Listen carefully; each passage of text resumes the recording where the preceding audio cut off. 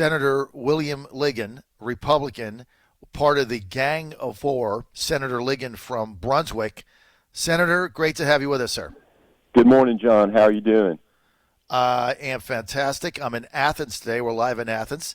I guess I've lost count. Day 7 or 8 of our 12-city and 12-day bus tour through Georgia. Senator, I read your petition that you guys put out last night, and it's really the Gang of Four.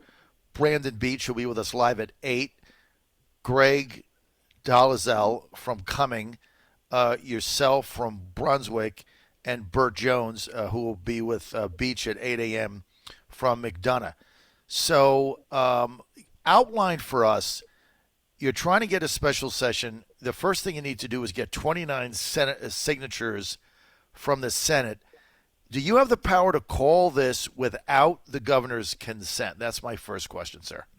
Well, we think that certainly there is a good argument to be able to do this because we're resting on the authority of the United States Constitution, Article 2, Section 1, which grants the authority to the state legislatures to determine how the electors in the presidential election are elected. And the Supreme Court, in cases dealing with this issue, has clearly stated that this is a plenary power, meaning that it is an absolute power. You can give it, you can take it back. We're also supported by law in the United States Code dealing with elections, which states that if there has not been a valid election to choose electors, then the state legislature can act. And our point is, when there has been fraud, when illegal votes have been counted, when there's evidence of this, that there has not been a valid election. So that opens the door now for the legislature to act. Sir, some of the allegations in your petition were pretty stunning. I mean, when I had a chance to read it and go into it, you need 29 signatures, but you said, as the petition makes clear, testimonial and other evidence given before the Georgia Senate Judiciary Subcommittee, which was on Thursday, demonstrated, you said, a systemic failure to observe Georgia election laws. And then you went on to say, one, I want everybody to just hold on to your seatbelts here for a second. Underage individuals and convicted felons registered and were allowed to vote. That's not in accordance with Georgia law. People voted who were not listed in the state's records as having been registered to vote, which means that's illegal. Voters who moved to a different county more than 30 days prior to the election and failed to re-register were allowed to cast votes. That's illegal according to Georgia law. Voters registered using bogus addresses such as UPS post office boxes and other stores, yet their votes counted. That's illegal according to Georgia law. Ballots of individuals who were deceased prior to Election Day counted. That's illegal according to Georgia law. Over and over again, ballots were counted outside the view of poll watchers or designated monitors, defying the law. Even the law itself was modified, you say, in an unconstitutional agreement which weakened the signature verifications. That was the consent decree signed by Raffensperger with Stacey Abrams and the Democratic Party of Georgia. With this evidence before you, how can you not get 29 signatures when you've got 34 Republicans in the Senate? Well, right. Well, I know that they're considering it. I can't answer that question, but I do know that this is an option that has been offered, that's available, and we, of course, are wanting our legislature to take advantage of this. We feel like it is our duty to look into this. This started on Thursday, to make inquiry, to gather evidence, to be able to make a judgment as to whether or not this, illegal votes were counted, the law was broken, and if this was not a valid election, then we need to vote on this issue and cast the electors for the state of Georgia. So your special session that you're trying to call, that is limited to just the electors and the election, not other business that would be facing the state, right? That is correct. If there were a desire to make changes in the law regarding the absentee ballots to try to secure that, then that would have to be called by the governor, and there's a process under the Georgia Constitution to do that. But we think, and based on some scholarly work, that we're able to do this for this limited purpose of casting the electors, because the power to do this, the authority for it, flows directly from the United States Constitution. So you have the power, if you get 29 signatures, you have the power to call the election, to call the special session to determine who the electors are. Is that my understanding, Well, sir? that is, we'd have to have 29 from the Senate and 91 from the House. Okay, so 91 from the House. Who's leading that? Because Ralston, the speaker there, has made various comments that he's not interested in one. Jeff Duncan, who is now CNN's favorite Georgian Republican in history, runs over there with his $5,000 Armani suit every day and his perfectly coiffed hair. He doesn't want one. I had Speaker Pro Tem Jan Jones on my show 2 weeks ago in Atlanta, and she has no interest in it. So why is there more determination in the Senate than there is in the House?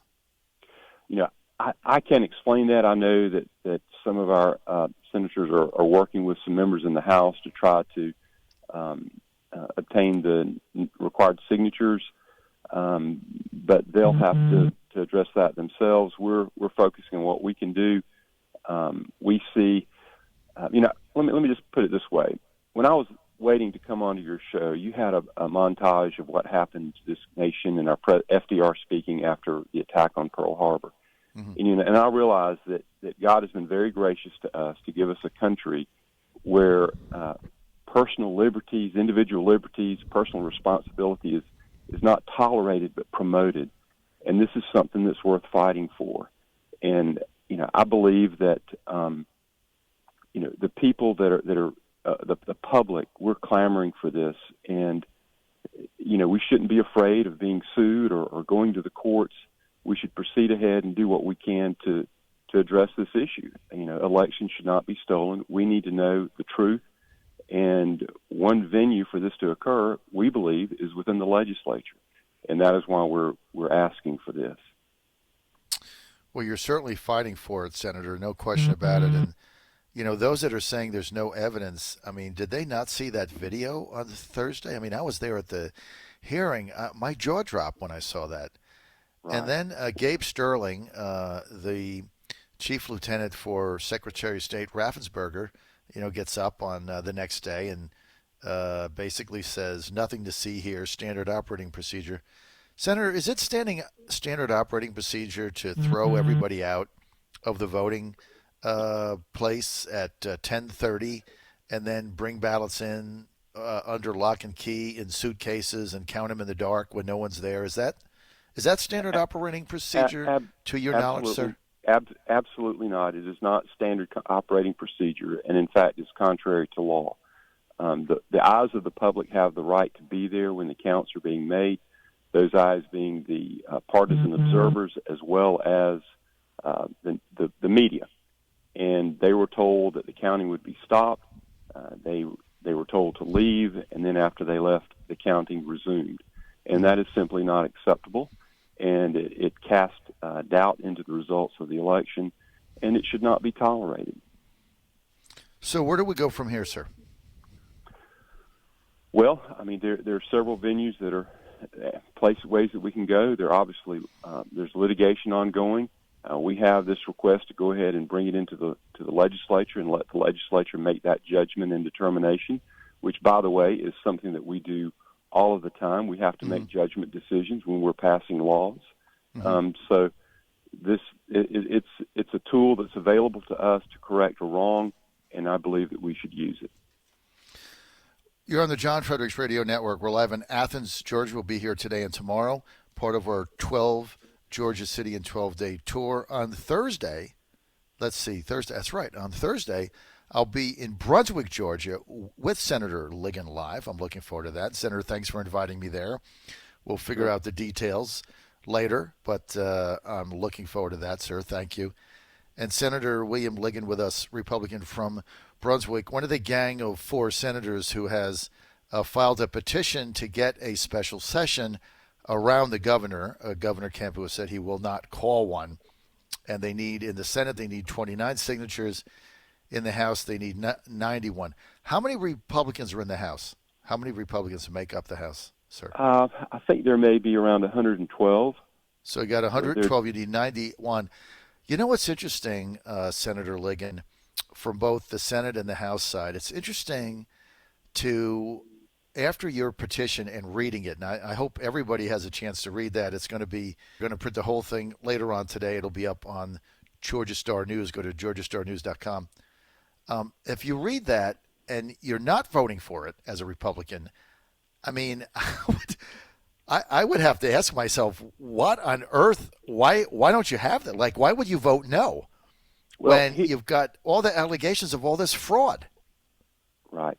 And here to say, when you say that there's no fraud, you're asking people to believe something that they haven't, that contrary to what they've seen with their eyes, and even contrary to what they have experienced or they or their family or others that they know have experienced. And we have gotten just hundreds of calls, and I have statements and affidavits from people who say, well, they or their family members received an absentee ballot for someone that lived in their house 16 years ago. I just got one of those yesterday. Mm-hmm. And so they know that there's a problem here because of what they have seen as well as what they have experienced. And this is something that just needs to be addressed, and it cannot be ignored. And that's why we're doing what we're doing. Well, the fake news refuses to cover it. Raffensperger makes believe it's not there. Gabe Sterling gets on TV and says standard operating procedure, like we're all morons. And the fake news basically buys it. The AJC, WSB, whatever else is out here in Atlanta, Eric Erickson, they just buy into the whole thing. And nothing to see here. Yet when you read your petition, it's one after the other after the other. You see that video. Now, the other thing is Raffensperger wants to put in another 20 drop boxes. We did a study on Georgia Star News the past 2 days. DeKalb County had another 100,000 votes for Biden, sir, that they didn't have in 2016 for Clinton. So they got another 100,000. We FOIA'd, Georgia Star News FOIA'd DeKalb County trying to get the documents for the chain of custody. They don't have them. So there's no chain of custody. Now they're trying to add another 20 drop boxes. I mean, it boggles the mind why Raffensperger is just letting all this go.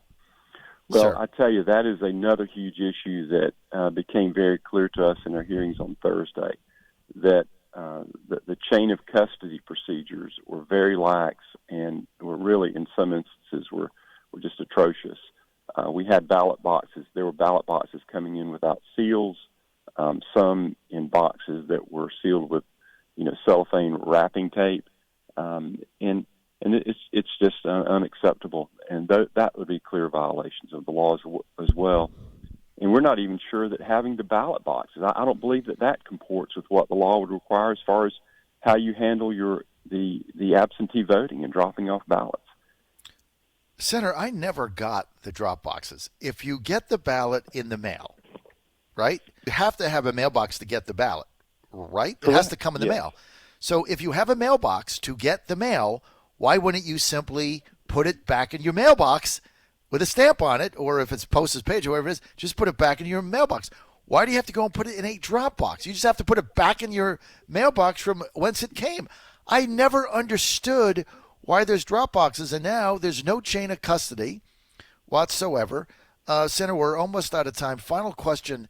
I talked to Brandon Beach yesterday. He'll be here in a couple of minutes. Beach said that you're trying to get the election moved to February the 1st. Can you expand on that? Well, I think that, yes, that would be an option, and see that the legislature would have convened by then, and that would be a way for us to come in and correct, the issues that we've seen with for example, the drop boxes, the verification on the absence of the signatures on the absentee ballots. So that would be one reason to do that. But it would be available under the powers that the governor has under the COVID pandemic. So, unbelievable. Senator William Ligon, listen, I really want to thank you for coming on today at short notice. I also want to thank you, sir, for your courage. Thank you. Thank you. John Fredericks Radio Network.